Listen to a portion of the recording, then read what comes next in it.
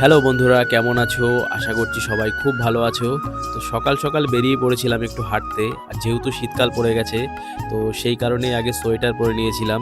তো আমাদের এখানকার যে দৃশ্য হয় সকালবেলা সেটা দেখো কত সুন্দর।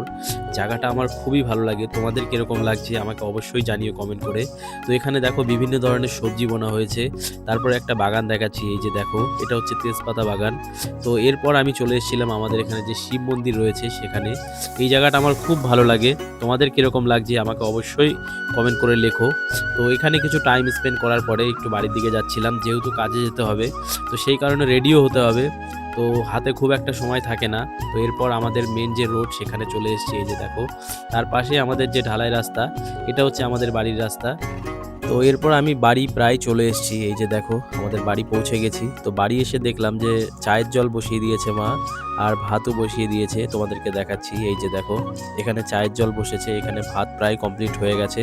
তো এরপর আমি আমার চাটা নিয়ে নিয়েছিলাম। তো ভিডিওটা যদি ভালো লাগে একটা লাইক করো, চ্যানেলে যদি তোমরা নতুন হয়ে থাকো তো চ্যানেলটিকে সাবস্ক্রাইব করো, একটু সাপোর্ট করো। দেখা হচ্ছে পরের ভিডিওতে। বাই।